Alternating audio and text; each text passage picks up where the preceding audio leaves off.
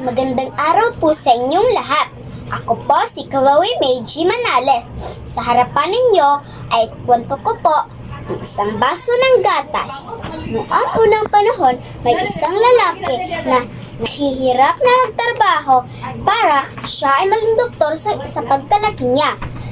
Nagtatrabaho siya kasi gusto niyang makaeskwela sa pagiging doktor. Pangarap niya talaga maging doktor.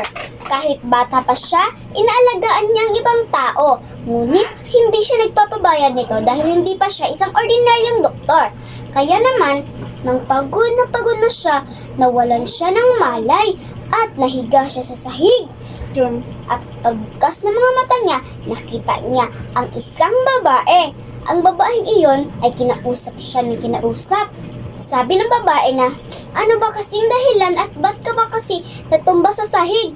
Nawalan kasi ako ng malay kasi nawalan na ako ng gana sa pagtatrabaho ko, pagbebenta ko ng maraming mga papel at lapis para sa kanilang pag-ieskwela. Ngunit ang mga tao ay hindi na bumibili nito. Palagi na lang nilang sinasabi na meron na daw sa kanila, kaya kaunti lang ang ipon ko. At ang sabi niya ang babae na, sige, teka lang ha, maghintay ka muna dito ha. At ang lalaki naman ay biglang nasiyahan sa dala ng babae kasi nakita niya ang isang basong gatas. Inamoy niya ito. Pag-amoy niya, ito ay mabango.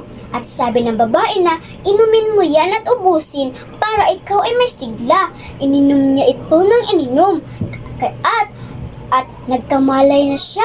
Meron na siyang gana sa kanyang pagtatrabaho hanggang sa maraming tao na ang bumili sa kanyang mga paninda at nakapag-aral na siya ng maayos.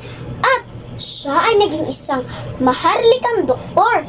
Ngunit sa paglaki ng dalaga ay ang lahat ay malungkot na malungkot dahil ang babae ay lubhusang napakainit ng ulo at siya ay malapit na mamatay.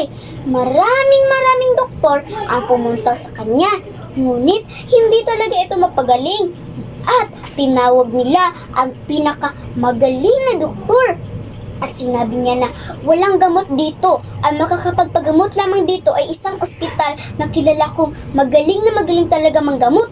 Yan ang sabi ng doktor. At sabi ng ama ng dalaga na, sige, gagawin namin lahat basta mapagaling lang ang aming anak.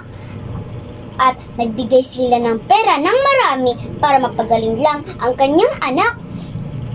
Ngunit hindi ito tinanggap at inisip nila na baka kulang pa ang kanilang pera. At sabi nila na pag gumaling na ang inyong anak, pwede nyo nang bayaran ang inyong mga bayarin. At sabi ng lalaki, sige po doktor, salamat po.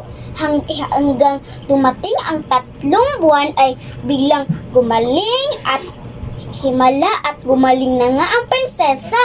At wala na ang kanyang sakit sa ulo at mga iba pa niyang sakit. Siya ay malusog na talaga. At pagsabi naman ng kanyang ama na, nurse, ilan na po ba ang bayarin namin? Sabi niya na, ito na po sir. Pagkita niya ay sabi ng ama ng dalaga na, o anak ko, tingnan mo, nakabayad na tayo. Paano ito nagawa? Ikaw ba ang nagbayad nito? At sabi naman ng dalaga, hindi po ama. At kinuha yun ng babae, tinignan niya ang likod at nakita niya na may sulat. Sinabi doon, ako ang lalaking binigyan mo ng isang basong gatas na ako ay masiglang-sigla na at mas marami pang bumibili sa akin. Salamat sa iyo, ito ang bayad ko sa iyo. Ayos lang, wala kang bayad sa akin. At masayang-masaya ang babae at sabi niya na, pero teka, saan na ba ang doktor niyo dito? At sabi ng nurse na, sige po, tatawagin ko po siya. Pagtawag niya ay biglang nahulog ang loob ng dalaga dahil sa pogi ng lalaki na kanyang binigyan ng isang basong gatas. At sabi ng babae na, salamat talaga sa iyo, malaking utang na sa akin yun. Sabi ng lalaki na, hindi, dapat ako ang magpasalamat. At hindi tumatagal, sila ay nag-uusap, palagi nag-uusap. At Hindi tumatagal hanggang nahulog na nga ang loob ng babae sa lalaki at nahulog na rin ang loob ng lalaki sa babae. At doon, nagsimula na ang kanilang kasal. Ang wakas.